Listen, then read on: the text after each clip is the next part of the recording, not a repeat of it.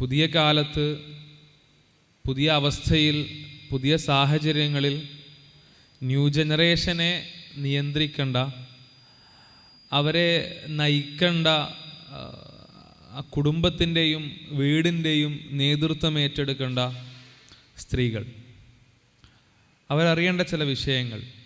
പ്രവാചകൻ സല്ലല്ലാഹു അലൈഹി വസല്ലമ ഒരു കുടുംബത്തിൻ്റെ, ഒരു വീടിൻ്റെ ഉത്തരവാദിത്വം ഉള്ളത് ആ വീട്ടിലെ സ്ത്രീക്കാണ് എന്ന രീതിയിലുള്ള വചനം നമുക്ക് കാണാൻ കഴിയും. അഥവാ വീട്ടിലുള്ള ഭർത്താവടക്കം മക്കളടക്കം ആ വീട്ടിലെ മുഴുവൻ ആളുകളെയും ശരിയായ ദിശയിലേക്ക് നയിക്കേണ്ടതും, അവരെ തിരുത്തേണ്ടിടങ്ങളിൽ തിരുത്തേണ്ടതും, അവരെ പുതിയ വിഷയങ്ങൾ നിർദ്ദേശിച്ചുകൊണ്ട് പുതിയ ദിശകളിലേക്ക് തിരിച്ചുവിടേണ്ടതൊക്കെ കുടുംബിനികളാണ്, അല്ലെങ്കിൽ കുടുംബനാഥകളാണ്. ആ ദൗത്യം ഏറ്റെടുക്കുന്ന ഓരോ എംജെമ്മുകാരെയും ഇന്ന് പുതിയ കാലത്ത് അറിഞ്ഞിരിക്കേണ്ട കുറച്ച് പുതിയ വിഷയങ്ങളുണ്ട്. ആ വിഷയങ്ങളെ പറ്റിയാണ് ഇൻഷാ അല്ലാഹ് സൂചിപ്പിക്കുന്നത്. എത്രത്തോളം ഗൗരവമുള്ളതാണ് കുടുംബവുമായി ബന്ധപ്പെട്ട നമ്മുടെ ഉത്തരവാദിത്വം എന്നുള്ളത് ഖുർആനിലെ ഒരു വചനത്തിലൂടെ നമുക്ക് മനസ്സിലാക്കാൻ പറ്റും. യാ അയ്യുഹല്ലദീന ആമനു, അഥവാ സത്യവിശ്വാസികളെ എന്ന് പറഞ്ഞുകൊണ്ട് വിശുദ്ധ ഖുർആൻ അനേകം കാര്യങ്ങൾ പറയുന്നുണ്ട്. ആ പറയുന്നതിൽ ഒരു കാര്യമാണ് ഖു അൻഫുസക്കും വ അഹ്ലീക്കും നാറ. നിങ്ങൾ സ്വയം നരകത്തിൽ നിന്ന് രക്ഷപ്പെടാനുള്ള ഏതെങ്കിലും വഴി, സ്വന്തം ശരീരത്തെ നരകത്തിൽ നിന്ന് മോചിപ്പിക്കാനുള്ള ഏതെങ്കിലും വഴി തേടിക്കൊണ്ട് ഈ ലോകത്ത് അലഞ്ഞു നടക്കേണ്ടവരല്ല, അല്ലെങ്കിൽ അത് മാത്രം ആ വിഷയത്തിൽ മാത്രം ശ്രദ്ധ കേന്ദ്രീകരിക്കേണ്ടവരല്ല. നിങ്ങൾ രക്ഷിക്കേണ്ടത്, നിങ്ങൾ സംരക്ഷിക്കേണ്ടത് നിങ്ങളുടെ ശരീരത്തൊപ്പം അതിനോടൊപ്പം അഹ്ലീക്കും നാറ, നിങ്ങളുടെ കുടുംബത്തെ കൂടിയാണ് നരകത്തിൽ നിന്നും കാക്കേണ്ടത്, നരകത്തിൽ നിന്നും സംരക്ഷിക്കേണ്ടത്. ആ ദൗത്യം പരലോകത്ത് നമുക്കറിയാം. പരലോകത്ത് നഫ്സി നഫ്സി, എൻ്റെ ശരീരമേ എന്ന് പറഞ്ഞുകൊണ്ടാണ് ഓരോ ആളുകളും, അല്ലെങ്കിൽ സ്വന്തത്തെ പറ്റി ചിന്തിച്ചുകൊണ്ട്, സ്വന്തത്തെ പറ്റി ആവലാതപ്പെട്ടുകൊണ്ടാണ് ഓരോ ആളുകളും നടക്കുക. ഓരോ ആളുകൾക്കും ഫാത്തിമ റളിയല്ലാഹു അൻഹയോട് പോലും പ്രവാചകൻ പറയുന്നുണ്ട്, എനിക്ക് നീ ഒരുപാട് പ്രിയപ്പെട്ടവളാണ് ഫാത്തിമ, പക്ഷേ പരലോകത്ത് നിന്റെ കാര്യം നോക്കാൻ എനിക്ക് സമയം കിട്ടിക്കൊള്ളണമെന്നില്ല, നിന്റെ കാര്യം നീ തന്നെ നോക്കണം. പരലോകത്ത് നമ്മളെ സംബന്ധിച്ച് നമുക്ക് ഒരു കാര്യത്തിലും ശ്രദ്ധ കേന്ദ്രീകരിക്കാൻ പറ്റാത്ത അവസ്ഥയായിരിക്കും. തൻ്റെ സ്വന്തം കുട്ടിയെ കൊടുത്തുപോലും, കുടുംബക്കാരെ കൊടുത്തുപോലും, ഇണയെ കൊടുത്തുപോലും, സഹോദരനെ കൊടുത്തുപോലും, മാതാപിതാക്കളെ കൊടുത്തുപോലും നരകശിക്ഷയിൽ നിന്ന് മോചനം വാങ്ങാനുള്ള ബദ്ധപ്പാടിലായിരിക്കും അക്രമികളെന്ന് ഖുർആൻ പറഞ്ഞു വെക്കുന്നുണ്ട്. എന്നാൽ ഇഹലോകത്ത് അങ്ങനെയല്ല. ഇഹലോകത്ത് അങ്ങനെ ചെയ്യാനും പാടില്ല. ഇഹലോകത്ത് നമ്മളുടെ ദൗത്യം നമ്മളുടെ നഫ്സിനെ, നമ്മുടെ സ്വന്തം ശരീരത്തെ മാത്രം നരകത്തിൽ നിന്ന് കാക്കുക, നരകത്തിൽ നിന്ന് രക്ഷിക്കുക, സ്വർഗത്തിലേക്ക് അടുപ്പിക്കുക എന്നതല്ല. മറിച്ച് നമ്മുടെ സ്വാധീന വലയങ്ങളിൽ വരുന്ന ആളുകൾ ആരൊക്കെയാണോ അവരെയെല്ലാം, അഹ്ലീക്കും, നിങ്ങളുടെ അഹ്ലുകാരെയെല്ലാം നരകത്തിൽ നിന്ന് പിന്നിലേക്ക് വലിക്കേണ്ട, നരകത്തിൽ നിന്ന് സംരക്ഷിക്കേണ്ട ഉത്തരവാദിത്തം ഓരോ വിശ്വാസിക്കുണ്ട്. അതിന് ഏറ്റവും കുറഞ്ഞത് ശ്രമമെങ്കിലും നമ്മുടെ ഭാഗത്തു നിന്ന് ഉണ്ടാവണം. എന്തൊക്കെയാണ് പുതിയ കാലത്ത് പ്രത്യേകം ശ്രദ്ധിക്കാനുള്ള കാര്യങ്ങൾ? നമ്മളുടെയൊക്കെ കുട്ടികൾ, അഥവാ പെൺകുട്ടികളായിക്കോട്ടെ ആൺകുട്ടികളായിക്കോട്ടെ, ആ കുട്ടികളെല്ലാം നേരത്തെ പറഞ്ഞതുപോലെ ഒരു വീടിൻ്റെയും കുട്ടികളുടെയും ഉത്തരവാദിത്തമുള്ളത്, ദൗത്യമുള്ളത് സ്ത്രീകൾക്കാണല്ലോ. ആ കുട്ടികളെ നിയന്ത്രിക്കേണ്ട ആളുകളാണ് എൻ്റെ മുന്നിലിരിക്കുന്നത്. ആ കുട്ടികളെ ശരിയിലേക്ക് നയിക്കണമെങ്കിൽ, തിന്മയിൽ നിന്ന് പിന്നിലേക്ക് വലിക്കണമെങ്കിൽ, ആ കുട്ടികളുടെ മനസ്സിൽ നടക്കുന്ന ചിന്തകൾ എന്തൊക്കെയാണ് എന്നതിനെപ്പറ്റി നമുക്കൊരു ധാരണ വേണം. കുട്ടികൾ എന്തിനൊക്കെ പറ്റിയാണ് ആലോചിക്കുന്നത്, കുട്ടികളുടെ ശ്രദ്ധ പിടിച്ചു പറ്റുന്ന കാര്യങ്ങൾ എന്തൊക്കെയാണ്, കുട്ടികളുടെ ഫോക്കസ് പോകുന്ന വിഷയങ്ങൾ ഏതൊക്കെയാണ്, പലപ്പോഴും നമുക്കറിയൂല. ഇതിൽ ഭയങ്കര വ്യത്യാസങ്ങളുണ്ട്. ഒരുപക്ഷെ എൻ്റെ മുന്നിലിരിക്കുന്ന ഭൂരിഭാഗം ആളുകളെയും അവരുടെ മാതാപിതാക്കൾ വളർത്തിയ സമയത്ത് ആ മാതാപിതാക്കൾ നേരിടാത്ത പല പ്രശ്നങ്ങളും ഇന്നത്തെ മാതാപിതാക്കൾ അനുഭവിക്കുന്നുണ്ട്. എന്തൊക്കെയാണത്? ഒരു 20 കൊല്ലം മുന്നത്തെ മാതാപിതാക്കളെ സംബന്ധിച്ച്, അല്ലെങ്കിൽ പാരൻസിനെ സംബന്ധിച്ച്, അല്ലെങ്കിൽ മാതാവിനെ സംബന്ധിച്ച് തൻ്റെ കുട്ടിയെ നിയന്ത്രിക്കാനും തൻ്റെ കുട്ടിയെ അറിയാനും വലിയ പണിയൊന്നുമില്ല. എന്താ കാരണം എന്നറിയോ? തൻ്റെ കുട്ടിയുടെ മനസ്സിലുള്ള ചിന്തകൾ, തൻ്റെ കുട്ടിയുടെ ശ്രദ്ധകൾ, തൻ്റെ കുട്ടിയുടെ ഫോക്കസുകൾ, അവൾ പോകുന്ന ദിശകൾ, ഇതിനെയൊക്കെ പറ്റി ഉമ്മാക്ക് അറിയും, അല്ലെങ്കിൽ ഉപ്പാക്ക് അറിയും. കാരണം എന്താ? ഈ കുട്ടി ഇതൊക്കെ പഠിക്കുന്നത് ഉമ്മാക്കും ഉപ്പാക്കും എത്തിപ്പെടാൻ കഴിയുന്ന അവരുടെ ചുറ്റുപാടുകളിൽ നിന്നാണ്. കുട്ടി ഏതെങ്കിലും ഒരു സ്വഭാവം പഠിക്കുന്നതോ, എന്തെങ്കിലും കാര്യം ശ്രദ്ധിക്കുന്നതോ, ഏതെങ്കിലും ഒരു പ്രത്യേക തരത്തിലേക്ക് അവൻ അല്ലെങ്കിൽ അവൾ മാറിപ്പോകുന്നതോ ഉമ്മാക്കും ഉപ്പാക്കും എത്താൻ പറ്റുന്ന സ്ഥലങ്ങളിൽ നിന്ന് അവൻ അല്ലെങ്കിൽ അവൾ പഠിച്ചെടുത്ത കാര്യങ്ങൾ കൊണ്ടാണ്. ഉമ്മയും ഉപ്പയും കുട്ടിയൊക്കെ ജീവിക്കുന്നത് ഒരേ സ്ഥലത്താണ്, ഒരേ സാഹചര്യങ്ങളിലാണ്. ആ സാഹചര്യങ്ങളെ പറ്റി എല്ലാവർക്കും ഒരുപോലെ അറിയാം. ഏത് കാലത്ത്? ഒരു 2 പതിറ്റാണ്ട് മുമ്പ് അല്ലെങ്കിൽ 20 കൊല്ലം മുമ്പ് എൻ്റെ മുന്നിലിരിക്കുന്ന പല ആളുകളുടെയും യൗവന കാലഘട്ടങ്ങളിലോ കൗമാരത്തിലോ ഒക്കെ അല്ലെങ്കിൽ ശൈശവ കാലഘട്ടത്തിലോ ഒക്കെ അന്നത്തെ പോലെയല്ല ഇന്ന്. എന്താ, ഇന്ന് ഉമ്മയും കുട്ടികളും വേറെ വേറെ സ്ഥലത്താണോ ജീവിക്കുന്നത്? അല്ല. ജോഗ്രഫിക്കലി നമ്മുടെ പരിസ്ഥിതിയുമായി ബന്ധപ്പെട്ട് അല്ലെങ്കിൽ പ്രദേശവുമായി ബന്ധപ്പെട്ട് പ്രാദേശികമായി ഒരേ സ്ഥലത്തായിരിക്കും ജീവിക്കുന്നുണ്ടാവുക. പക്ഷേ യാഥാർത്ഥ്യത്തിൽ അവർ ഒരേ സ്ഥലത്തല്ല ജീവിക്കുന്നത്. അവരിടപെടുന്ന കാര്യങ്ങളോ അവർ ശ്രദ്ധിക്കുന്ന വിഷയങ്ങളോ അവരുടെ മുന്നിലേക്ക് എത്തുന്ന കാര്യങ്ങളോ ഒരുപോലെയല്ല. മുന്നത്തെ മാതാപിതാക്കളെ പോലെ അവരുടെ മക്കൾ കാണുന്ന കാര്യങ്ങൾ അതുപോലെ കാണാൻ നമുക്ക് കഴിയൂല. അവരുടെ മക്കൾ ശ്രദ്ധിക്കുന്ന വിഷയങ്ങൾ അതുപോലെ ശ്രദ്ധിക്കാൻ നമുക്ക് കഴിയൂല. നിങ്ങൾ ആലോചിച്ച് നോക്കിയിട്ടുണ്ടോ? ഒരു കുട്ടി അല്ലെങ്കിൽ കൗമാരത്തിലെത്തുന്ന ഒരു കുട്ടി, ആ കുട്ടി ഏറ്റവും കൂടുതൽ സമയം ചെലവഴിക്കുക സ്വാഭാവികമായിട്ടും എന്തിലായിരിക്കും? മൊബൈൽ ഫോണിലായിരിക്കും. മൊബൈൽ ഫോണിൻ്റെ ഡിജിറ്റൽ വെൽബീയിങ് എന്ന് പറയുന്ന ഒരു ഓപ്ഷൻ ഉണ്ട്, പരിശോധിക്കാവുന്നതാണ്. നമ്മൾ ഫോൺ എടുത്ത് സെറ്റിങ്സിൽ കയറി ഡിജിറ്റൽ വെൽബീയിങ് സെർച്ച് ചെയ്താൽ നമ്മളൊരു ദിവസം എത്രത്തോളം സമയം ഫോണിൽ ഇരിക്കുന്നെന്ന് നമുക്കറിയാം. 6, 8, 10, 12, 14 ഒക്കെ മണിക്കൂറുകൾ ഫോണിൽ ഇരിക്കേണ്ടി വരുന്ന അവസ്ഥകളുണ്ട്. ചില ആളുകൾ വെറും എൻ്റർടൈൻമെൻറ്റിന് വേണ്ടി അത് ചെയ്യുന്നുവെങ്കിൽ ചില ആളുകൾ അതിന് നിർബന്ധിതരായി പോവാറാണ്. ഞാൻ പറഞ്ഞു വരുന്നത്, ഒരു കൗമാരം കഴിഞ്ഞയാളെ സംബന്ധിച്ച് അവരുടെ ജീവിതത്തിലെ പ്രധാനപ്പെട്ട സമയം, ഒരുപക്ഷെ ഒരു ദിവസത്തിലെ ഉറക്കം കഴിഞ്ഞ് ബാക്കി സമയത്തെടുത്താൽ ആ ബാക്കി സമയത്തിലെ പകുതിയിലധികം നേരം മൊബൈൽ ഫോണിലാണ് ചിലവഴിക്കുന്നത്. നേരത്തെ പറഞ്ഞു, ഒരേ നാട്ടിൽ നിന്ന് സ്വഭാവങ്ങൾ പഠിക്കുന്ന, ഒരേ നാട്ടിൽ നിന്ന് വിഷയങ്ങൾ മനസ്സിലാക്കുന്ന പഴയ മാതാപിതാക്കളെ പോലെയല്ല ഇന്ന് കുട്ടിയും മാതാപിതാക്കളും വിഷയങ്ങൾ പഠിക്കുകയും വിഷയങ്ങൾ മനസ്സിലാക്കുകയും ചെയ്യുന്നത് 2 സ്ഥലങ്ങളിൽ നിന്നാണ്, വ്യത്യസ്തമായ ഇടങ്ങളിൽ നിന്നാണ്. ഉമ്മയും ഉപ്പയും അല്ലെങ്കിൽ കുട്ടിയും ഒരുപോലെ മൊബൈൽ ഫോൺ ഉപയോഗിക്കുന്നു വിചാരിക്കാം, അല്ലെങ്കിൽ ഇൻ്റർനെറ്റിൽ സംതിങ് എന്തൊക്കെയോ കാര്യങ്ങൾ ചെയ്യുന്നു വിചാരിക്കുക. ആവശ്യമുള്ളതും ആവശ്യമില്ലാത്തതും ഒരു കുറച്ചൊക്കെ ആവശ്യമുണ്ടെന്ന ഒരുപാടൊന്നും സമയം മാറ്റിവെക്കണ്ട എന്ന് പറയാൻ കഴിയുന്നതൊക്കെ ആയിട്ടുള്ള അനേകം വിഷയങ്ങളുണ്ടാവും. ഇതിൽ ഒരേ വീട്ടിൽ താമസിക്കുന്ന, ഒരേ കുടുംബത്തിലുള്ള, വളരെ അടുത്ത ബന്ധമുള്ള ഉമ്മയുടെയും മകളുടെയും ഫോണിലേക്ക് വരുന്ന വിഷയങ്ങൾ, ഉമ്മയുടെയും മകൻ്റെയും ഉപ്പയുടെയും മകൻ്റെയും ഫോണിലേക്ക് വരുന്ന വിഷയങ്ങൾ അതൊരുപോലെ ആയിക്കൊള്ളണമെന്നില്ല. നിങ്ങളെ മോളുടെ അല്ലെങ്കിൽ നിങ്ങളെ മോൻ്റെ ഫോൺ എടുത്ത് യൂട്യൂബിൻ്റെ ഒരു ആപ്ലിക്കേഷൻ തുറന്നു നോക്കിയാൽ മതി. അവിടെ അങ്ങനെ ഒരുപാട് വീഡിയോകൾ നിറഞ്ഞു നിൽക്കുന്നുണ്ടാവും. നിങ്ങളെ ഫോണിലും അതുപോലെ നിറഞ്ഞു നിൽക്കുന്നുണ്ടാവും. ഈ 2 ഫോണിന് ഇങ്ങനെ ഒപ്പം വെച്ച് നോക്കുക. ഇത് തമ്മിൽ ഒരു ബന്ധം ഉണ്ടാവില്ല. ഉമ്മയും കുട്ടിയാണെന്നുള്ളത് യൂട്യൂബിൻ്റെ ഫീഡ് നോക്കിയാൽ ഒരു നിലക്കും നമുക്ക് തോന്നൂല. അത്രത്തോളം ഏതൊക്കെയോ ഒരുപാട് വ്യത്യാസങ്ങളുള്ള, ഒരുപാട് അന്തരങ്ങളുള്ള ഏതൊക്കെയോ 2 വ്യക്തികൾ എന്നേ തോന്നുള്ളൂ. അത്രത്തോളം വ്യത്യാസം ഉണ്ടാവും ഈ 2 പേരുടെയും യൂട്യൂബ് ഫീഡ്. അഥവാ ആ ആപ്ലിക്കേഷനിലേക്ക് നമ്മൾ പോയി കഴിഞ്ഞാൽ ആ ആപ്ലിക്കേഷൻ്റെ ഉള്ളിൽ നമ്മുടെ കുട്ടിക്ക് കൊടുക്കുന്ന വീഡിയോകൾ, ആ യൂട്യൂബ് ഇങ്ങനെ ഇട്ട് കൊടുക്കുന്ന വീഡിയോകളും നമുക്ക് ഇട്ടിരുന്ന വീഡിയോകളും രണ്ടാണ്.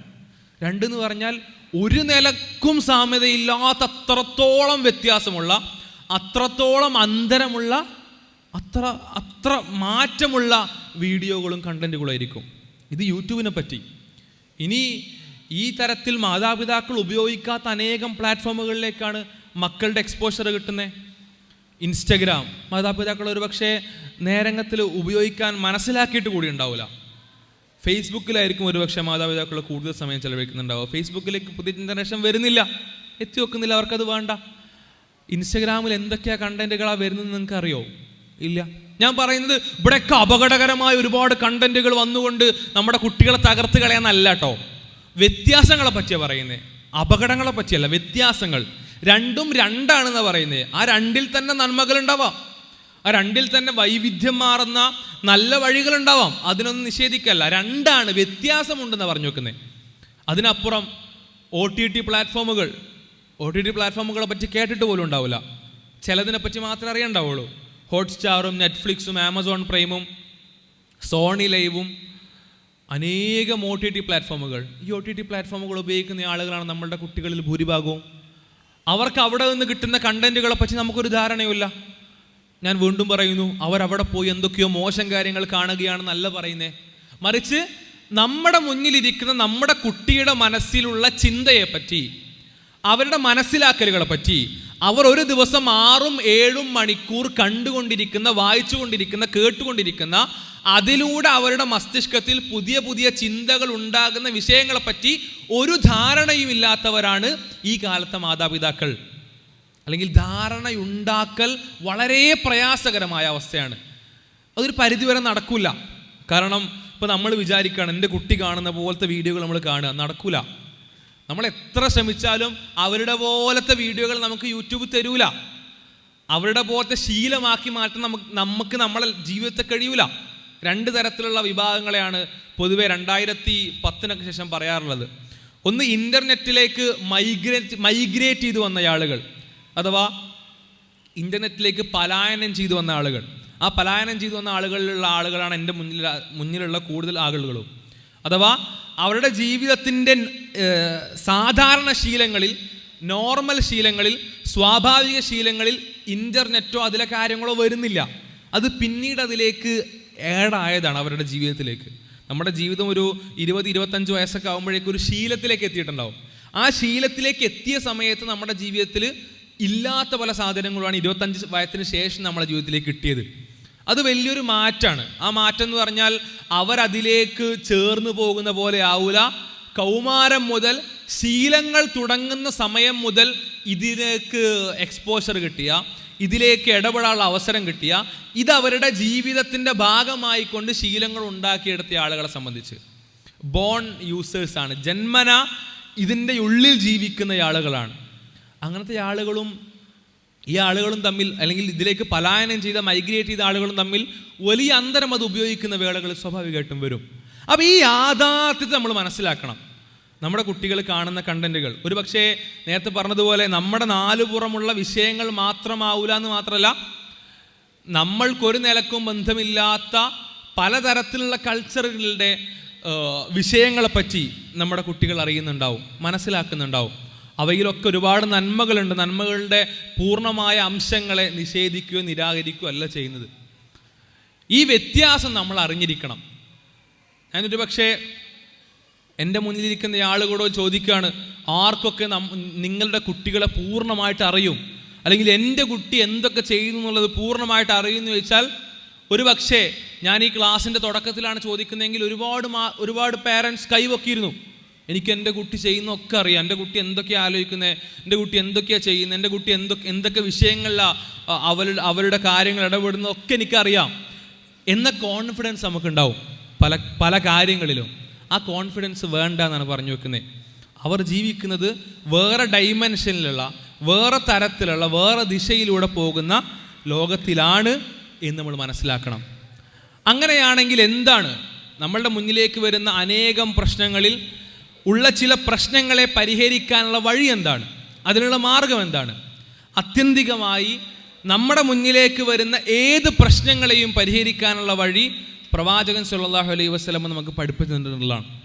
നമ്മൾ ഒരുപാട് പ്രശ്നങ്ങളെപ്പറ്റി പുതിയ കാലത്ത് പറയാറുണ്ട്. അനേകം പ്രശ്നങ്ങളെപ്പറ്റി. വസ്ത്രധാരണം പ്രശ്നമാണ്, ചില നിലപാടുകൾ പ്രശ്നമാണ്, ചില വീക്ഷണങ്ങൾ പ്രശ്നമാണ്, സ്വഭാവം ശരിയല്ല, അനേകം അധാർമികതകളുണ്ട്. ആ അധാർമികതകൾ നിറഞ്ഞ സമൂഹമാണ് ഇതൊക്കെ. ആ അധാർമികതകൾക്കൊക്കെ, അല്ലെങ്കിൽ ആ പറയുന്ന വിഷയങ്ങൾക്കൊക്കെ അതിൻ്റേതായ വിശദീകരണങ്ങൾ നിലനിൽക്കുമ്പോൾ തന്നെ ഇവയ്ക്കെല്ലാം പൊതുവായി നമുക്ക് മനസ്സിലാക്കാൻ കഴിയുന്ന പ്രവാചകൻ സല്ലല്ലാഹു അലൈഹി വസല്ലം നിർദ്ദേശിച്ച ഇസ്ലാമിൻ്റെ പരിഹാരം നിലനിൽക്കുന്നുണ്ട്. നമ്മൾ മക്ക കാലഘട്ടത്തിലേക്കൊന്ന് പോയി നോക്കാം. പ്രവാചകന്റെ കാലത്തിന് മുമ്പ് മക്കയിൽ ജീവിച്ചിരുന്ന ആളുകളിൽ ഉണ്ടായിരുന്ന അധാർമികതകൾ എന്തൊക്കെയായിരുന്നു? അനേകം അധാർമികതകളായിരുന്നു. ഒരുപാടെന്ന് പറഞ്ഞാൽ നിത്യം മദ്യപിക്കുന്ന ആളുകൾ, നിത്യം വ്യഭിചരിക്കുന്ന ആളുകൾ, വ്യഭിചാരവും മദ്യപാനവും ജീവിതത്തിൻ്റെ ഭാഗമായി കൊണ്ടു നടക്കുന്ന ആളുകൾ, അങ്ങനെ അനേകം അധാർമികതകൾ പ്രവർത്തിച്ച ആളുകൾ ആ നാട്ടിൽ ജീവിച്ചിരുന്നു. പ്രവാചകൻ സല്ലല്ലാഹു അലൈഹി വസല്ലം പോയി ഒറ്റ സുപ്രഭാതത്തിൽ അവരോട് പോയി നിങ്ങൾ മദ്യപാനം അവസാനിപ്പിക്കുന്നല്ല പറഞ്ഞത്, നിങ്ങൾ വ്യഭിചാരം അവസാനിപ്പിക്കുക എന്നല്ല പറഞ്ഞത്. ആയിഷ റളിയല്ലാഹു അൻഹയുടെ ഒരു ഖൗൽ നമുക്ക് കാണാൻ കഴിയും. ആയിഷ റളിയല്ലാഹു അൻഹ പറയാണ്, ഒരു പക്ഷേ പ്രവാചകൻ സല്ലല്ലാഹു അലൈഹി വസല്ലം വന്ന് ഈ സമുദായത്തോട് നിങ്ങൾ മദ്യപാനത്തിൽ നിന്നും വ്യഭിചാരത്തിൽ നിന്നും വിട്ടുനിൽക്കണം എന്നായിരുന്നു തുടക്കത്തിൽ പറഞ്ഞിരുന്നത് എങ്കിൽ അദ്ദേഹത്തെ അവർ പൂർണ്ണമായി അവഗണിച്ചേനെ, പൂർണ്ണമായി ഒഴിവാക്കിയേനെ. പ്രവാചകൻ പോയി ആദ്യം പറഞ്ഞ കാര്യം എന്താ? പ്രവാചകൻ ആദ്യഘട്ടങ്ങളിലൊന്നും മദ്യപാനത്തെ പറ്റിയോ വ്യഭിചാരത്തെ പറ്റിയോ പറഞ്ഞിട്ടില്ല എന്ന് മാത്രമല്ല, അത് പ്രവാചകന്റെ അനുയായികളായ ആളുകളിൽ പോലും പല രീതിയിൽ നിലനിന്നിരുന്നു കാണാൻ കഴിയും. പ്രവാചകന്റെ അനുയായികളിൽ ചില ആളുകൾ നമസ്കാരത്തിന് മദ്യപിച്ചുകൊണ്ട് വന്ന സാഹചര്യത്തിലാണ് പ്രവാചകന് വഹി ഇറങ്ങുന്നത്. അല്ലാഹു തആല ആയത്തിറക്കി കൊടുക്കുന്നത്, ലാ തഖറബുസ് സ്വലാത്ത വ അൻതും സുകാറ ഹത്താ തഅലമൂ മാ തഖൂലൂൻ. നിങ്ങൾ എന്ത് ചെയ്യരുത് അറിയാം, ലാ തഖറബുസ് സ്വലാ, നിങ്ങൾ നമസ്കാരത്തെ സമീപിക്കരുത്. വ അൻതും സുകാറ, നിങ്ങൾ ലഹരി ബാധിച്ചവരായിക്കൊണ്ട് നമസ്കാരത്തെ സമീപിക്കരുത്. ഹത്താ തഅലമൂ മാ തഖൂലൂൻ, നിങ്ങൾ എന്താണ് പറയുന്നതെന്ന് നിങ്ങൾക്ക് അറിയെങ്കിലും വേണം. മിനിമം ബോധം ഉണ്ടായിട്ടായിരിക്കണം നിങ്ങൾ നിസ്കരിക്കാൻ പോകേണ്ടത്. ആരോട് പറയുന്നത്? സ്വഹാബിമാരോട്, പ്രവാചകന്റെ അനുയായികളോടാണ് പറയുന്നത്. നിസ്കരിക്കുന്ന ആളോടാണ് പറയുന്നത്, പ്രവാചകനെ കണ്ണിന്റെ മുന്നിൽ കാണുന്ന ആളുകളോട് പറയുന്നത്. എന്നർത്ഥം എന്താ? പ്രവാചകൻ ആദ്യം പോയിട്ട് അവരുടെ ധാർമ്മികതയെയും അവരുടെ സ്വഭാവത്തെയും ശരിയാക്കാനല്ല പോയിട്ടുള്ളത്. സ്വഭാവത്തിലെയും പെരുമാറ്റങ്ങളിലെയും ധാർമ്മികതയിലെയും ശരിതെറ്റുകളല്ല ആദ്യം തിരുത്തേണ്ടതാണ് ഖുർആനും ഇസ്ലാമും പഠിപ്പിച്ചിരുന്നത്. പ്രവാചകന്റെ ജീവിതം നമുക്ക് അതിനുള്ള മാതൃകയാണല്ലോ. ഒരുപാട് ഘട്ടങ്ങൾ പ്രവാചകന്റെ ജീവിതത്തിൽ കാണാൻ കഴിയും, അനേകം രൂപങ്ങൾ, അനേകം രീതികൾ കാണാൻ കഴിയും, അനേകം സാഹചര്യങ്ങൾ കാണാൻ കഴിയും. ഈ ഓരോ സാഹചര്യവും ഓരോരുത്തരുടെ ജീവിതത്തിലുള്ള പാഠങ്ങളാണ്. ഓരോ ഘട്ടങ്ങളും ഓരോരുത്തർക്കുള്ള റഫറൻസുകളാണ്.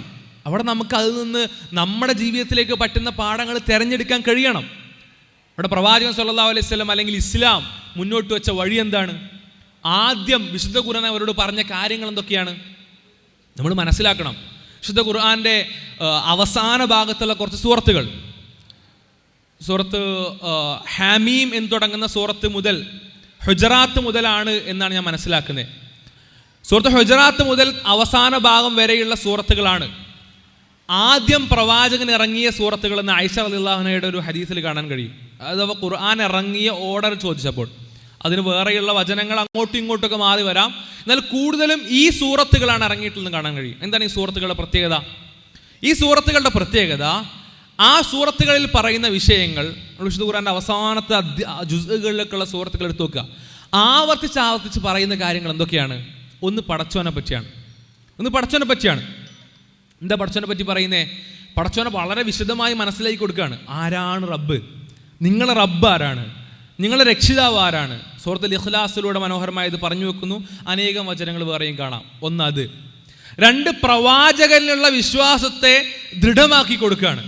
പ്രവാചകനിലുള്ള വിശ്വാസത്തെ ദൃഢമാക്കി കൊടുക്കുന്നു, പ്രവാചകനെ സമാധാനപ്പെടുത്തുകയും ചെയ്യുന്നു. സൂറത്തുൽ ളുഹയൊക്കെ നമുക്ക് കാണാൻ കഴിയും, സൂറത്ത് ശറഹൊക്കെ കാണാൻ കഴിയും. അനേകം സൂറത്തുകൾ പ്രവാചകനെ സമാധാനപ്പെടുത്തുന്നു, പ്രവാചകത്വത്തെ പറ്റി പറയുന്നു. സൂറത്ത് ഖലമിലൊക്കെ പ്രവാചകത്വത്തെ പറ്റി പറയുന്നുണ്ട്, അത് കാണാൻ കഴിയും. മറ്റൊന്ന് ആഖിറത്തിനെ പറ്റിയിട്ടുണ്ട്. ആഖിറത്തിനെ പറ്റി അനേകം വചനങ്ങളാണ് ഈ അവസാനത്തെ അധ്യായങ്ങളിൽ കാണാൻ കഴിയുക. പരലോകത്തെ പറ്റി ആവർത്തിച്ച് പറയുന്നു. ഇത് നമുക്ക് കാണിച്ചിരുന്നേ, നമുക്കൊരു സമൂഹത്തെ സമുദ്ധരിക്കാനുണ്ടെങ്കിൽ, ഒരു സമൂഹത്തെ മാറ്റാനുണ്ടെങ്കിൽ, നമുക്കറിയുന്നതോ അറിയാത്തതോ ആയിട്ടുള്ള പ്രശ്നങ്ങൾ നിലനിൽക്കുന്ന സമൂഹമാണത് എങ്കിൽ ആ പ്രശ്നങ്ങളിൽ നിന്ന് അവരെ ശരിയിലേക്ക്, നന്മയിലേക്ക്, ധാർമ്മികതയിലേക്ക് കൊണ്ടുവരുന്നതിന് മുന്നേയുള്ള സ്റ്റെപ്പ് എന്താണ്? അവരെ ഇസ്ലാമിലെ അടിസ്ഥാന വിശ്വാസങ്ങൾ ദൃഢമായി ബോധ്യപ്പെടുത്തുക എന്നുള്ളതാണ്. ആ ബോധ്യപ്പെടുത്തൽ വരാതെ ഈ തിരുത്തൽ സംഭവിക്കുകയില്ല. സ്വാഭാവികമാണ്, ആ തിരുത്തൽ സംഭവിക്കൂല. എന്താണ് ബോധ്യപ്പെടേണ്ടത്? ആദ്യം ബോധ്യപ്പെടേണ്ടത് പടച്ചവനുള്ള വിശ്വാസം തന്നെയാണ്.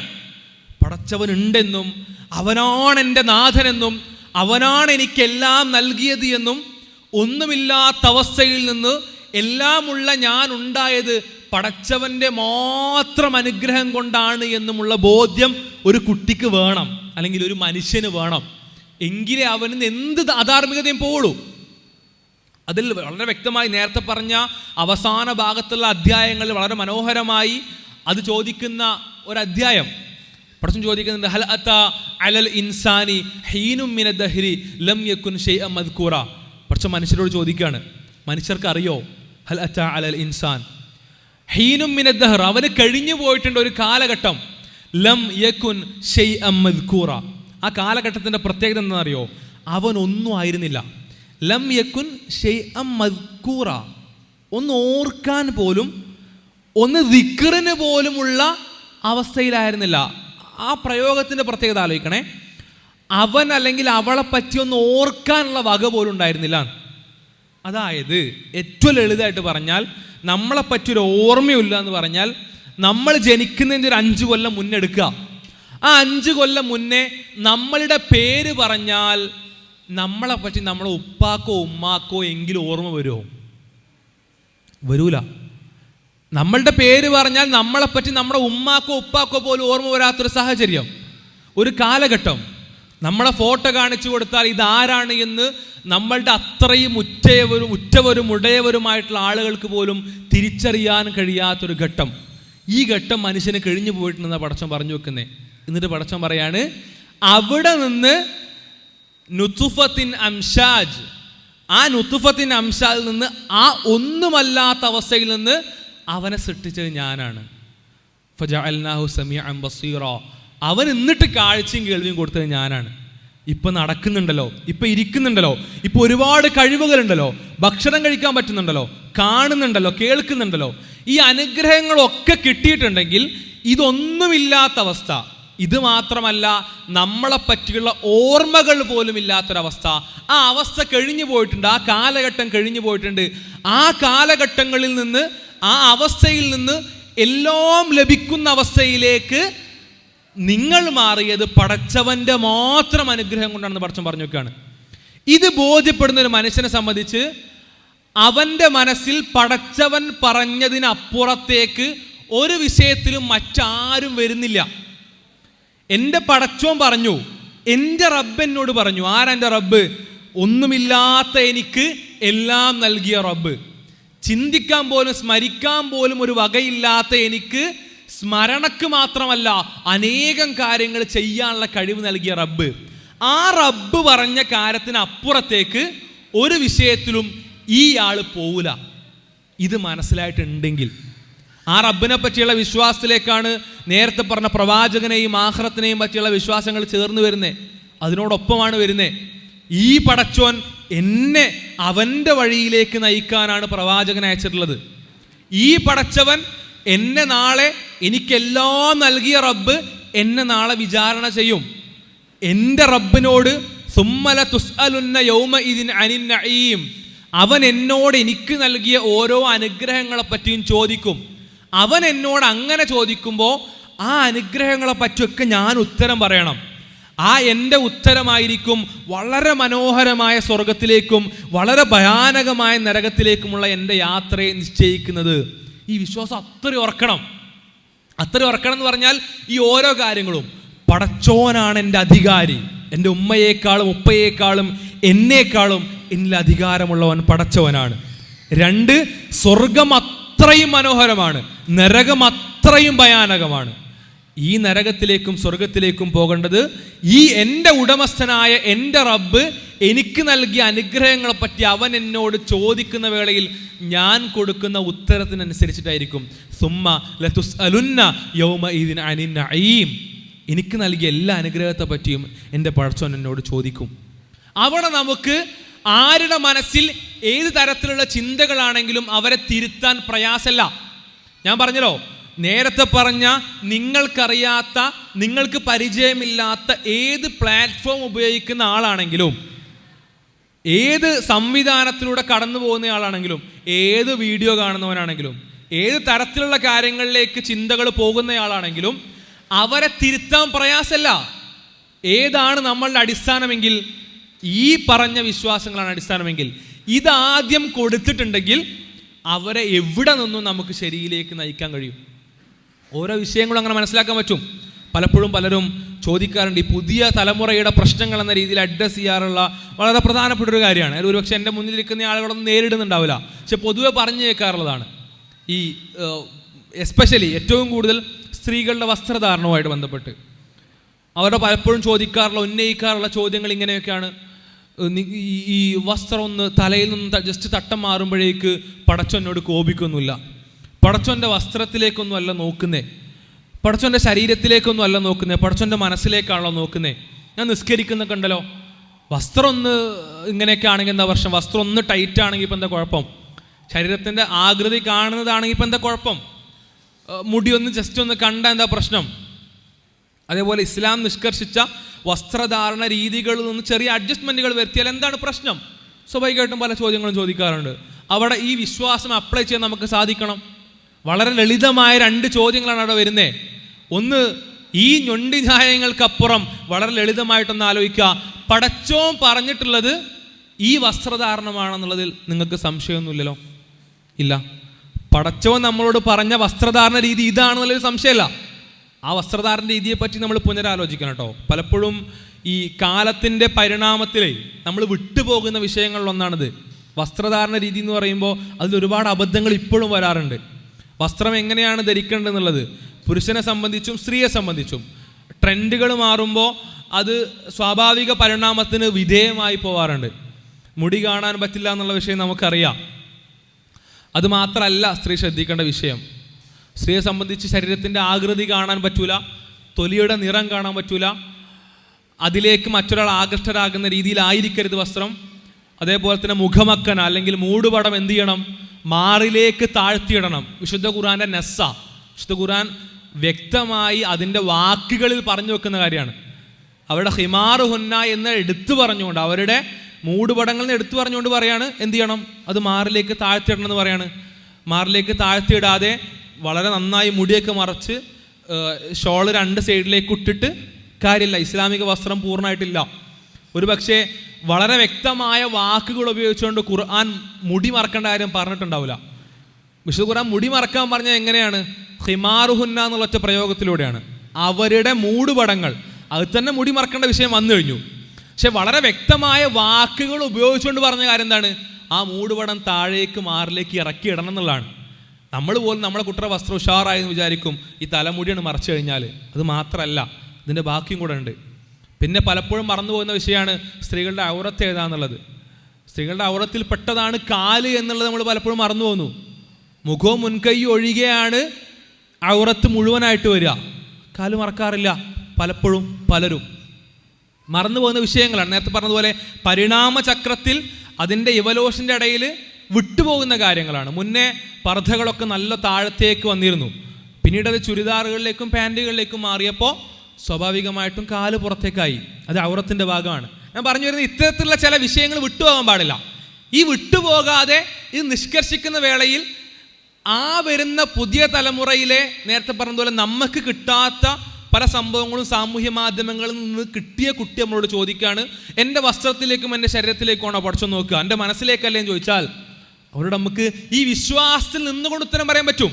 ഈ വിശ്വാസം അവരുടെ മനസ്സിൽ ഉറപ്പിച്ചിട്ടുണ്ടെങ്കിൽ ആ വിശ്വാസത്തിൽ നിന്നുകൊണ്ട് അവരെ തിരുത്താൻ പറ്റും. എങ്ങനെ തിരുത്തുക? പടച്ചോൻ ഇതാണ് പറഞ്ഞെന്നുള്ളതിൽ അണക്കെന്തെങ്കിലും സംശയമുണ്ടോ? ഒരു സംശയമില്ല. പടച്ചോൻ ഇതാണ് പറഞ്ഞിട്ടുള്ളത്. ഇനിയിപ്പോൾ എന്താ എൻ്റെ സംശയം? എന്താണ് നിങ്ങളുടെ കൺസേൺ? എന്താണ്? പടച്ചോൻ ഇതാണ് പറഞ്ഞിട്ടുള്ളത്, പക്ഷേ ഇതിലിപ്പോൾ ഒരു അഡ്ജസ്റ്റ്മെൻറ്റ് വരുത്തിയ എന്താ കുഴപ്പം?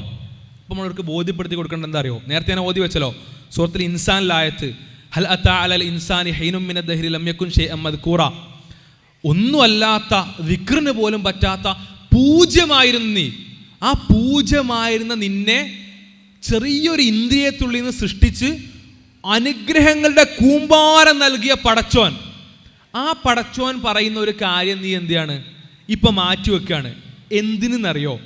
ചില ആളുകൾ പറഞ്ഞു ഇങ്ങനെ നടന്നാൽ രസമുണ്ടാവും, മുടി കാണിച്ച് നടന്നാൽ രസമുണ്ടാവും, വസ്ത്രം ഇങ്ങനെയാക്കിയ രസമുണ്ടാവും, അല്ലെങ്കിൽ അങ്ങനെ നടന്ന നല്ല ഭംഗിയാണ്, ഇങ്ങനെ നടക്കുന്നതാണ് മോഡേൺ, എല്ലാവരും ഇങ്ങനെയാണ് നടക്കുന്നത്.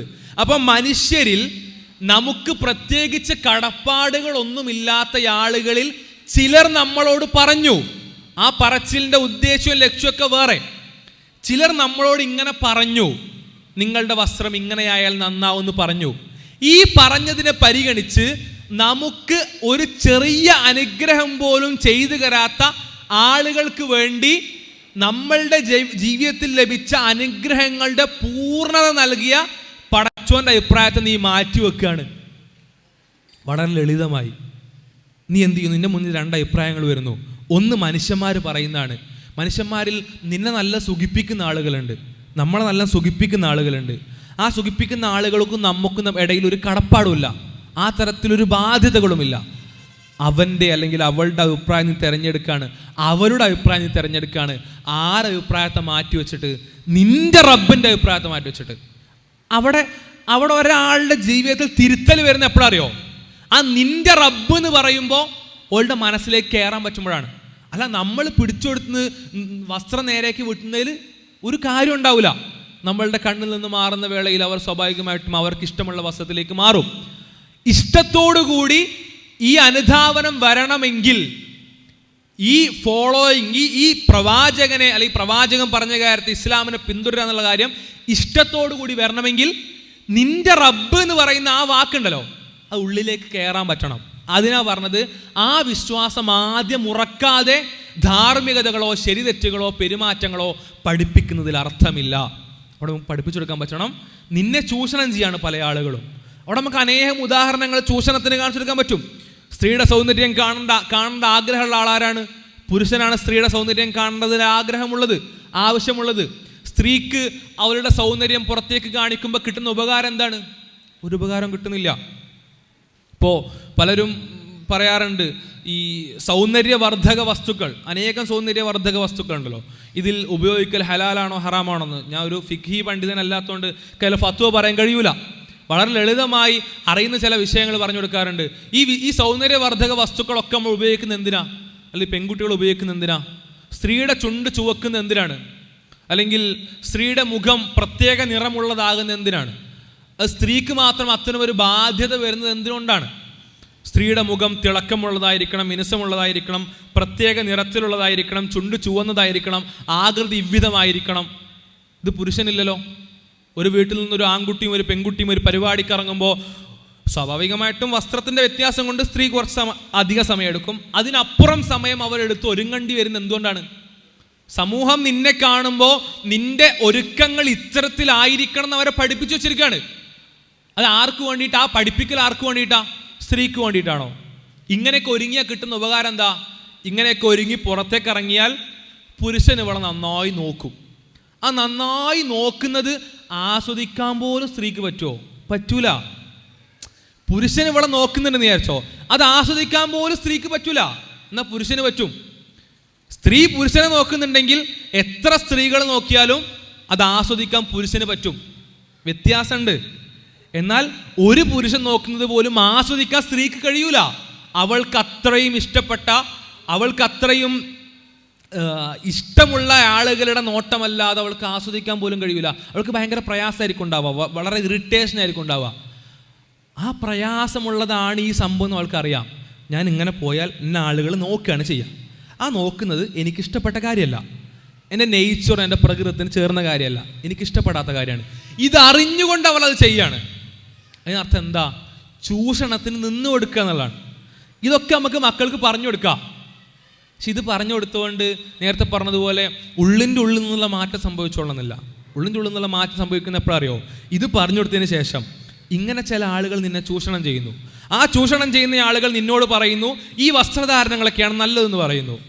എന്നാൽ അവരോട് നിനക്കൊരു കടപ്പാടുമില്ല, അവരോട് നിനക്കൊരു ബാധ്യതയുമില്ല. അവർ നിനക്ക് നഖത്തിൻ്റെ വളർച്ചയ്ക്ക് പോലും നിന്നെ സഹായിക്കുന്നില്ല, മുടിയുടെ വളർച്ചയ്ക്ക് പോലും നിന്നെ സഹായിക്കുന്നില്ല. എന്നാൽ ഒന്നുമല്ലാത്ത നിന്നെ ഒരു ഇന്ദ്രിയത്തുള്ളിയിൽ നിന്ന് എന്തൊക്കെയോ മഹാസംഭവങ്ങളാക്കി മാറ്റിയ നിന്റെ റബ്ബ് നിന്നോട് പറയുന്നു ഇത്. ആ നിന്റെ റബ്ബ് നേരത്തെ പറഞ്ഞതുപോലെ ഉള്ളിലേക്ക് കയറാൻ പറ്റണം. അപ്പോഴേ മാറ്റം വരുള്ളൂ, അപ്പോഴേ മാറ്റം യാഥാർത്ഥ്യമാവുള്ളൂ. നേരത്തെ പറഞ്ഞതുപോലെ ഇവർ പഠിക്കുന്ന കാര്യങ്ങളൊക്കെ പോയി പഠിക്കുക, ചിലപ്പോൾ സാധ്യമായിക്കൊള്ളുന്നില്ല. ശ്രമിക്കാട്ടോ. നമ്മളിപ്പോൾ ജീവിക്കുന്നത് പുതിയ കാലത്താണ്, അനേകം ടെക്നോളജിയുടെ കാലത്താണ്. ഒരു നിലക്കും കഴിയില്ല എന്നല്ല പറയുന്നത്, ഒരു പരിധി വരെ അത് വളരെ അപ്രായോഗികമാണ്. മറിച്ച് ഏത് ആശയം വന്നാലും ഏത് സാഹചര്യം വന്നാലും ടെക്നോളജിയും സംവിധാനങ്ങളും എത്ര മുന്നിലേക്ക് പോയാലും വരുന്ന അപകടങ്ങൾ ഏതു തന്നെയാണെങ്കിലും അവരെ തിരുത്താനുള്ള മാർഗവും മാധ്യമവുമായി വിശുദ്ധ ഖുർആൻ പഠിപ്പിച്ച ഈ 3 കാര്യങ്ങൾ, ആ 3 അടിസ്ഥാന വിശ്വാസങ്ങൾ, ആ 3 അടിസ്ഥാന വിശ്വാസങ്ങളെയും പറ്റി കുട്ടികളെ ബോധ്യപ്പെടുത്താൻ നമുക്ക് കഴിയണം. അതുകൊണ്ടാണല്ലോ വിശുദ്ധ ഖുർആൻ പഠിപ്പിച്ചത്. വെറുതെ പഠിപ്പിക്കില്ലല്ലോ, പടച്ചോൻ്റെ ഗ്രന്ഥമാണല്ലോ. പടച്ചോൻ വെറുതെ പഠിപ്പിക്കില്ലല്ലോ. സ്വാഭാവികമായിട്ടും ഏത് കാലത്തും ഏത് ടെക്നോളജിയുടെ കാലഘട്ടത്തിലും അല്ലേ, ഓരോ കാലത്തും ദഅവത്തിന് ഓരോ വഴിയാണെന്ന് പറയും. സമീപിക്കേണ്ട രീതി പലതായിരിക്കും. സമീപിക്കേണ്ട രീതിയിലൂടെ കൊടുക്കേണ്ട കാര്യങ്ങൾ ഒന്ന് തന്നെയാണ്. ആ കൊടുക്കേണ്ട കാര്യങ്ങൾ ഒന്ന് ആയതുകൊണ്ടാണ് പ്രവാചകനിലൂടെ അവസാന കാലക്കാർക്ക് മുഴുവനായി പടച്ച ഒറ്റ വേദഗ്രന്ഥം അവതരിപ്പിച്ചത്. ഖുർആൻ പോരെങ്കിൽ പിന്നെ പടച്ചോൻ സ്വാഭാവികമായിട്ടും മുഹമ്മദ് നബിക്ക് ശേഷം നമ്മളെ നൂറ്റാണ്ടിലൊരു പ്രവാചകനെ കൊണ്ടുവരുമല്ലോ. എന്താ പടച്ചോൻ കൊണ്ടുവരാത്തെ? പടച്ചോൻ അറിയാം ഈ കാലഘട്ടത്തിലുണ്ടാകുന്ന ഏത് മാറ്റങ്ങൾക്കും ഖുർആൻ പര്യാപ്തമാണ്. ഖുർആൻ മുന്നോട്ട് വെക്കുന്ന വിഷയങ്ങൾ അവരെ പഠിപ്പിക്കാൻ മതിയായതാണ്. അനേകം വിഷയങ്ങളിൽ നമ്മൾ ഇപ്പോൾ ഈ വസ്ത്രധാരണത്തിൻ്റെ വിഷയം പറഞ്ഞതിൽ പുരുഷന്മാരുടെ വസ്ത്രധാരണവും, എൻ്റെ മുന്നിലിരിക്കുന്ന ഉമ്മമാരുടെ മക്കളിൽ പുരുഷന്മാരും ഉണ്ടാവും സ്വാഭാവികമായിട്ടും. ആ പുരുഷന്മാരുടെ വസ്ത്രധാരണം ശ്രദ്ധിക്കേണ്ടതാണ്. കൈയൊന്ന് പൊക്കുമ്പോഴേക്ക് ശരീരം കാണുന്ന, അടിവസ്ത്രം കാണുന്ന വസ്ത്രം ധരിക്കുന്ന പുരുഷന്മാരുണ്ട്, അല്ലെങ്കിൽ ആൺകുട്ടികളുണ്ട്. ശ്രദ്ധിക്കേണ്ട വിഷയമാണ്. ഞെരിയാണിയുടെ താഴത്തേക്ക് ഇപ്പോഴത്തെ ട്രെൻഡ്, ഇപ്പോൾ നിലവിലുള്ള ട്രെൻഡ് അങ്ങനത്തെ പാൻറ്റുകളാണ്. അങ്ങനത്തെ പാൻറ്റുകൾ കുട്ടികളിടുമ്പോൾ അത് വേണ്ട എന്ന് പറയുന്നതിൻ്റെ ഒപ്പം മറ്റേതും പറയാൻ നമുക്ക് പറ്റണം. വേണ്ട എന്ന് പറഞ്ഞുകൊണ്ട് അവൻ്റെ പാൻറ് പോയി മുറിച്ച് കളഞ്ഞാൽ സ്വാഭാവികമായിട്ടും അവൻ ചിലപ്പോൾ ഇപ്പം അത് ഇടൂലായിരിക്കും. പക്ഷെ ഓൻ്റെ മനസ്സിൽ അത് എന്നെങ്കിലും ഉമ്മയുടെയും ഉപ്പയുടെയും നിയന്ത്രണത്തിൽ നിന്നും മാറുന്ന ദിവസത്തിൽ ഞാൻ ഇത്തരത്തിലുള്ള പാൻറ്റുകൾ ഇട്ടു തുടങ്ങുമെന്ന തീരുമാനമായിരിക്കും അവൻ്റെ മനസ്സിലുണ്ടാവുക. ഇവരുടെ നിയന്ത്രണത്തിൽ മാറുന്നൊരു ദിവസം വരുമല്ലോ, ആ ദിവസത്തിൽ ഞാൻ ഇത്തരം കാര്യങ്ങൾ ചെയ്തു തുടങ്ങും എന്നായിരിക്കും അവർ പറയുക, അല്ലെങ്കിൽ അവരുടെ മനസ്സിലുണ്ടാവുന്ന ചിന്ത. അതല്ല വേണ്ടത്.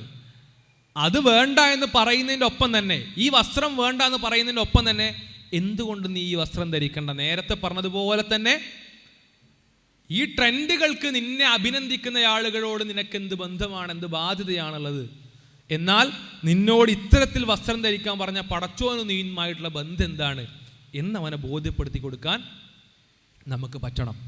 അനേകം പ്രശ്നങ്ങൾ, ഇതിൽ ചില വിഷയങ്ങൾ ചില വിഷയങ്ങളിൽ പ്രശ്നമാണെന്ന് മനസ്സിലാക്കൽ അനിവാര്യമാണ് കേട്ടോ. ഇപ്പോൾ നമ്മളുടെ കുട്ടികളിൽ കാണുന്ന, പുതിയ തലമുറയിൽ കാണുന്ന ചില വിഷയങ്ങൾ, അത് ചിലപ്പോൾ നമ്മളും അവരെ പോലെ വിശ്വസിക്കുന്നുണ്ടാവും. അത് പാടില്ല. നമ്മളും അവരെ പോലെ അത് മനസ്സിലാക്കുന്ന, അവരെങ്ങനെയാണത് വിശ്വസിച്ചത് അതുപോലെ നമ്മളും വിശ്വസിച്ച ചില വിഷയങ്ങളുണ്ടാവും. ആ വിശ്വാസം നമ്മളാദ്യം മാറണം. അപ്പോൾ പ്രശ്നങ്ങളെ പ്രശ്നങ്ങളായി മനസ്സിലാക്കാൻ നമുക്ക് കഴിയണം. അതിന് നമുക്ക് സ്വാഭാവികമായിട്ടും എന്താണ് ഇസ്ലാം അനുവദനീയമാക്കിയത്, എന്താണ് ഇസ്ലാം നിഷിദ്ധമാക്കിയതിനെ പറ്റി ധാരണ വേണം. അതിൽ പ്രശ്നമാണെന്ന് മനസ്സിലാക്കാൻ പറ്റാത്ത ഒരുപാട് മേഖലകളിൽ ഒന്നാണ് ഈ കരിയറുമൊക്കെ ആയിട്ട് ബന്ധപ്പെട്ട വിഷയങ്ങൾ. പലപ്പോഴും അത് സ്ത്രീകളിലും വരും, പുരുഷന്മാരിലും വരും. സ്ത്രീകളിലാണ് കുറച്ചും കൂടെ അപകടകരമായിട്ട് നമുക്ക് കാണാൻ കഴിയുക. പലപ്പോഴും കുട്ടികളുടെ ജീവിതത്തിൽ ഏറ്റവും പ്രാധാന്യമുള്ള എന്താണെന്ന് വെച്ചാൽ, നമ്മൾ പലപ്പോഴും പറയുന്നത് കരിയറാണെന്ന് പറയും, അല്ലെങ്കിൽ അത്തരത്തിലൊരു ജോലിയാണെന്ന് പറയും. ജോലിക്കൊരു പ്രാധാന്യമല്ല, കരിയറിനൊരു പ്രാധാന്യമല്ല എന്നല്ല പറഞ്ഞു വെക്കുന്നു കേട്ടോ. ജോലിയും കരിയറും ഒക്കെ അതിനനുസരിച്ചുള്ള പ്രാധാന്യം അർഹിക്കുന്ന വിഷയങ്ങളാണ്. അതില്ലെങ്കിൽ കേട്ട് മനുഷ്യന് ജീവിക്കാൻ പറ്റൂല. ഇസ്ലാം സമ്പാദിക്കുന്നതിനെയോ സമ്പത്ത് ഉണ്ടാക്കുന്നതിനെയോ ഒരു നിലക്ക് നിരുത്സാഹപ്പെടുത്തിയിട്ടില്ല എന്ന് മാത്രമല്ല, വളരെ മനോഹരമായി സമ്പത്തുണ്ടാക്കുന്നതിനൊരു പരിധിയും വെക്കാത്ത പ്രായോഗിക മതമാണ് ഇസ്ലാം. 19-ാം നൂറ്റാണ്ടിൽ മാത്രം രൂപീകരിക്കപ്പെട്ട, 19-ാം നൂറ്റാണ്ടിൽ മാത്രം ഉരുത്തിരിഞ്ഞ കമ്മ്യൂണിസം എന്ന ആശയം പോലും സാമ്പത്തികമായി വളരെ അപ്രായോഗികമായിട്ടുള്ള നയങ്ങൾ മുന്നോട്ട് വെക്കുമ്പോൾ 1.5 സഹസ്രാബ്ദം മുന്നേ ഉടലെടുത്ത ഇസ്ലാം സാമ്പത്തികമായി വളരെ മനോഹരമായിട്ടുള്ള നിലപാടാണ് മുന്നോട്ട് വെക്കുന്നത്. ഒരു മനുഷ്യനും അവർ സമ്പാദിക്കുന്നതിൽ, അവർ ഏൺ ചെയ്യുന്ന വിഷയങ്ങളിൽ ഒരു പരിധിയുമില്ല, ഒരു പരിമിതിയുമില്ല. അവർക്ക് എത്രയും ഏൺ ചെയ്യാം.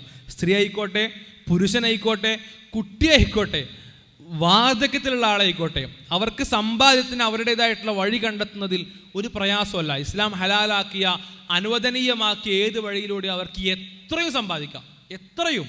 അതിന് താരതമ്യങ്ങൾ പോലുമില്ല. ഭാര്യയ്ക്ക് ഭർത്താവിനേക്കാൾ സമ്പാദിക്കാൻ പറ്റില്ല എന്ന് ഇസ്ലാം പറയുന്നില്ല. ഭാര്യയ്ക്ക് ഭർത്താവിനേക്കാൾ വേണമെങ്കിൽ സമ്പാദിക്കാം, മകന് ഉപ്പയേക്കാൾ സമ്പാദിക്കാം, ഉപ്പയ്ക്ക് മകനേക്കാൾ സമ്പാദിക്കാം, വാർദ്ധക്യത്തിലുള്ള ആളുകൾക്ക് യൗവനത്തിലുള്ള ആളുകളേക്കാൾ സമ്പാദിക്കാം.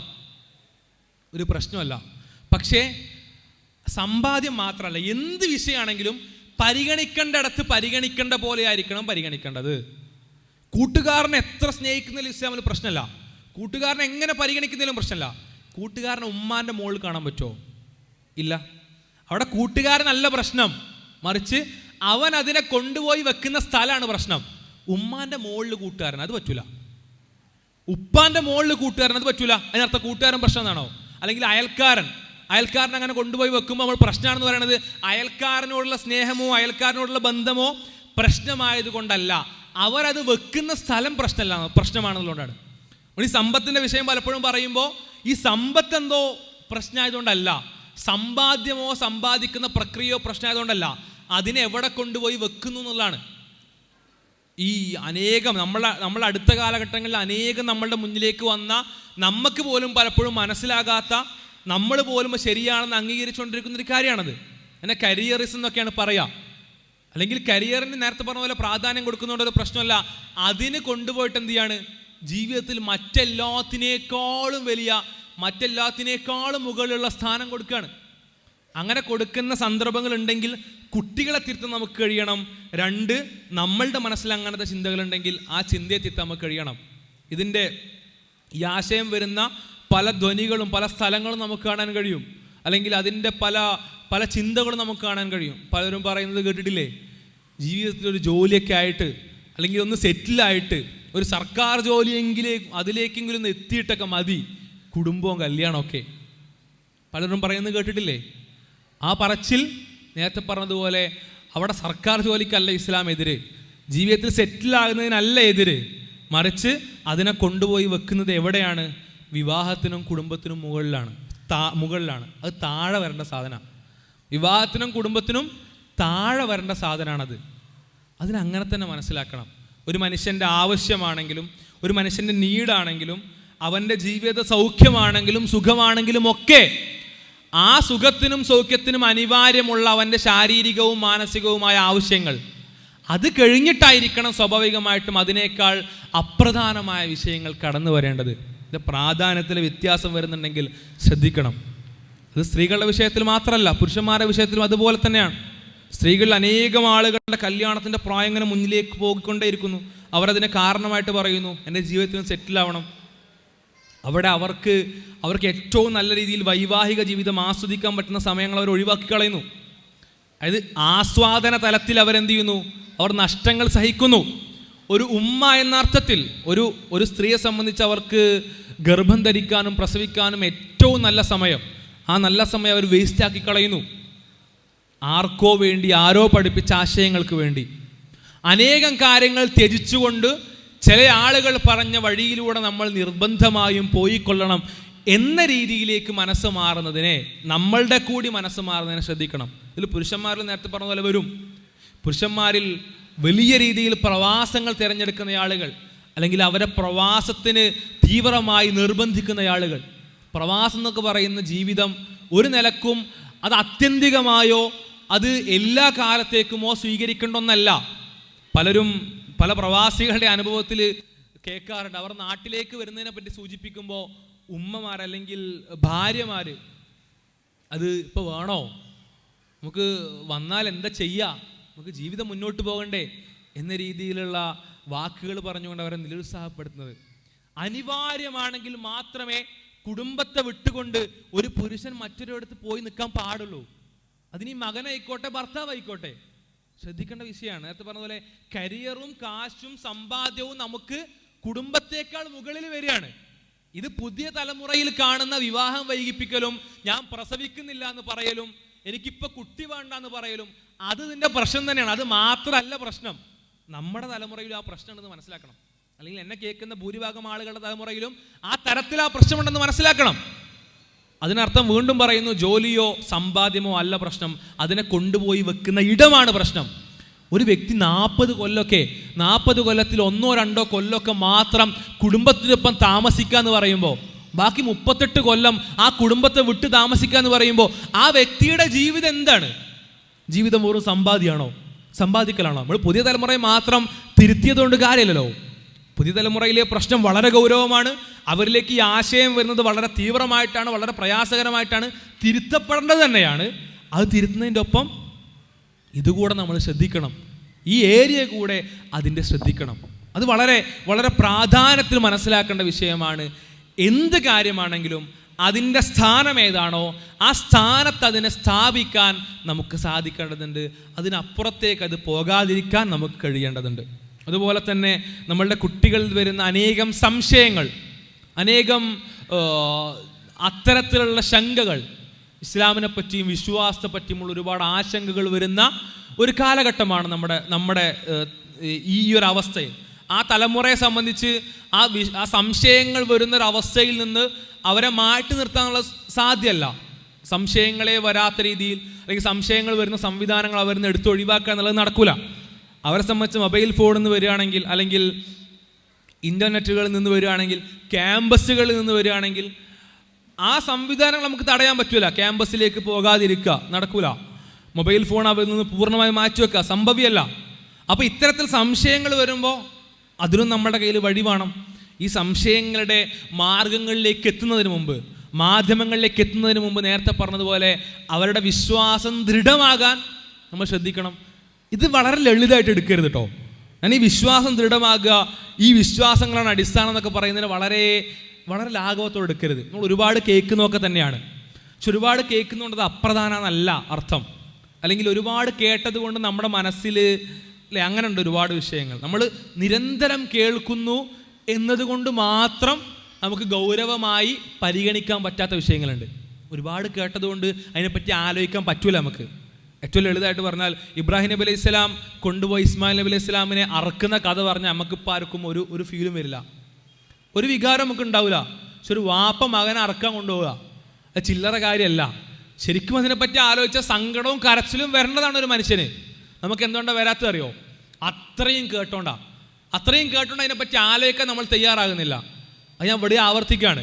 പടച്ചോനിലും പ്രവാചകനിലും ആഖിറത്തിലുള്ള വിശ്വാസമാണ് ഇതിൻ്റെ ഒക്കെ അടിസ്ഥാനം. ഞാൻ പറയുമ്പോൾ അതിനെ വളരെ ലാഘവത്തോടെ എടുക്കരുത്. ഒരുപാട് കേട്ടതാണെന്ന് വിചാരിക്കരുത്. ആ വിശ്വാസം ഇല്ലെങ്കിൽ ഒരു മനുഷ്യനെ സംബന്ധിച്ച്, ആ വിശ്വാസത്തിൽ വരുന്ന ഓരോ കളങ്കവും ഒരു മനുഷ്യനെ സംബന്ധിച്ച് അവൻ്റെ ജീവിതത്തിലെ വലിയ പരാജയങ്ങൾക്കാണ് കാരണമാകുക. അവനെ ഏതൊരാശയം വന്ന് അവനെ സമീപിച്ചാലും ആ ആശയങ്ങളൊക്കെ അവനെ തകർക്കും. അങ്ങനെ ഓരോ ആശയത്തിനും കീഴ്പ്പെടുത്താൻ കഴിയുന്ന രീതിയിലേക്ക് ഒരു മനുഷ്യൻ വളരെ ദുർബലപ്പെട്ടു പോവുകയാണ് ചെയ്യുക. അപ്പം ആ വിശ്വാസത്തിൻ്റെ ദൃഢത, എന്തിനുള്ള പരിഹാരം, നമ്മളെ ജീവിതത്തിൽ ആ തരത്തിലുള്ള വിഷയങ്ങളിൽ എന്തിനുള്ള പരിഹാരം, ജീവിതം ശരിയായ ദിശയിലേക്ക് പോകാനുള്ള ഏക പരിഹാരം ഈ വിശ്വാസങ്ങൾ ദൃഢമാക്കുക എന്നുള്ളത് മാത്രമാണ്. അത് തന്നെയാണ് ഞാൻ വീണ്ടും ആവർത്തിക്കുന്നു, ഒന്നുകൂടെ സൂചിപ്പിക്കുന്നു. ഒപ്പം തന്നെ ഇത്തരത്തിൽ എൻ്റെ മുന്നിലിരിക്കുന്ന മാതാപിതാക്കൾക്ക് നേരത്തെ പറഞ്ഞല്ലോ, കുട്ടികൾ കാണുന്ന പോലത്തെ യൂട്യൂബിലെ വീഡിയോസ് കാണാൻ നിങ്ങൾക്ക് പറ്റിക്കൊള്ളുന്നില്ല. കുട്ടികൾ എന്തിനൊക്കെ പറ്റി അറിയുന്നത് എന്ന് മനസ്സിലാക്കാൻ പറ്റിക്കൊള്ളുന്നില്ല. അല്ലെങ്കിൽ കുട്ടികളുടെ മുന്നിലേക്ക് എത്തുന്ന വിഷയങ്ങൾ എന്തൊക്കെയാണ് എന്ന് പൂർണ്ണമായിട്ട് മനസ്സിലാക്കാൻ പറ്റിക്കൊള്ളുന്നില്ല എന്ന് പറഞ്ഞല്ലോ. അതിൽ നിങ്ങൾക്ക് ചെയ്യാൻ പറ്റുന്ന ഒരു കാര്യം, ഇത്തരത്തിൽ ഈ പുതിയ വിഷയങ്ങളുമായി ബന്ധപ്പെട്ട് സംസാരിക്കുന്ന സംസാരങ്ങൾ, അതിനെപ്പറ്റിയുള്ള വീഡിയോകൾ, അതിനെപ്പറ്റിയുള്ള എഴുത്തുകൾ, ഈ പുതിയ വിഷയങ്ങളിലെ പ്രശ്നങ്ങളെ ചൂണ്ടിക്കാണിക്കുന്ന ഇത്തരത്തിലുള്ള ഇടപെടലുകൾ, ആ ഇടപെടലുകൾ നിരന്തരം കാണുന്ന ആളുകളായി യൂട്യൂബിലാണെങ്കിലൊക്കെ അനേകം യൂട്യൂബ് ചാനലുകളൊക്കെ അത്തരത്തിൽ അവൈലബിൾ ആണ്. നമ്മൾ ഇസ്ലാമികമായി തന്നെ ഈ തരത്തിൽ പുതിയതായി വരുന്ന ആശയങ്ങളിലെ പ്രശ്നങ്ങൾ ചൂണ്ടിക്കാണിക്കുന്ന, അതിലെ തിരുത്തുകൾ നിർദ്ദേശിക്കുന്ന അനേകം ചാനലുകളൊക്കെ ലഭ്യമാണ്. അതേപോലെ അനേകം എഴുത്തുകളൊക്കെ ലഭ്യമാണ്. ആ എഴുത്തുകളിലേക്ക് നമ്മൾ കൂടുതൽ പോകാൻ ശ്രദ്ധിക്കണം. കാരണം നമുക്ക് എന്തായാലും നേരത്തെ പറഞ്ഞതുപോലെ ഇവർ കാണുന്ന പോലത്തെ കാര്യങ്ങൾ കണ്ട് അതിലെ പ്രശ്നങ്ങൾ ഇതൊക്കെയാണെന്ന് മനസ്സിലാക്കി അതൊക്കെ ആളുകൾ പലരും പറയുമായിരിക്കും. നിങ്ങൾ അങ്ങനെ ചെയ്യണം, ഇങ്ങനെ ചെയ്യണം എന്നൊക്കെ പറയുമായിരിക്കും. അതൊന്നും പ്രായോഗികമല്ല. കുട്ടികൾ മൊബൈൽ ഫോൺ വാങ്ങി വെക്കുക, അതിന് ലോക്ക് ഇടുക, അല്ലെങ്കിൽ നമ്മൾ അവരെ പോലെ കാണുക, അവർ കാണുമ്പോൾ അവരുടെ പിന്നാലെ പോയി നിൽക്കുക, അതൊന്നും പ്രായോഗികമല്ല. നമുക്ക് പ്രായോഗികമാകുന്ന വിഷയങ്ങളിലാണ് ശ്രദ്ധ ചെലുത്തേണ്ടത്. ഒന്ന്, വിശ്വാസത്തിൻ്റെ ദൃഢതയാണ്. രണ്ടാമത്തെ കാര്യം, ഇത്തരത്തിൽ ഈ പ്രശ്നങ്ങളെ ചൂണ്ടിക്കാണിക്കുന്ന, തിരുത്തലുകൾ നൽകുന്ന ഈ തരത്തിലുള്ള കാര്യങ്ങളിലേക്ക്, വീഡിയോകളാണെങ്കിലും എഴുത്തുകളാണെങ്കിലും അതിലേക്ക് നമ്മുടെ ശ്രദ്ധ കൂടുതൽ കൊണ്ടുപോവുക എന്നുള്ളതാണ്. അത് നിരന്തരം കാണുന്ന ആളുകളായി, അത് നിരന്തരം ഫോളോ ചെയ്യുന്ന ആളുകളായി അപ്പോൾ നമുക്ക് അപ്ഡേഷൻ അങ്ങനെ കിട്ടിക്കൊണ്ടിരിക്കും. എന്തൊക്കെയാണ് ഇപ്പോൾ നടക്കുന്നത്, ആ നടക്കുന്ന വിഷയങ്ങളിൽ എൻ്റെ കുട്ടി ശ്രദ്ധിക്കേണ്ട കാര്യം എന്തൊക്കെയാണ്, എൻ്റെ കുട്ടി തിരുത്തേണ്ട കാര്യം എന്തൊക്കെയാണ്, എൻ്റെ കുട്ടിക്ക് ഞാൻ എൻ്റെ വീട്ടിൽ നിന്ന് കൊടുക്കേണ്ട കാര്യം എന്തൊക്കെയാണ്. ഈ നമ്മുടെ കുട്ടികളെ സംബന്ധിച്ചുള്ള കാര്യങ്ങളെപ്പറ്റി ഈ വിഷയങ്ങൾ പഠിച്ച ആളുകൾ പറയുന്നത് കേൾക്കുമ്പോൾ സ്വാഭാവികമായിട്ട് നമുക്ക് ഉപകാരപ്പെടും.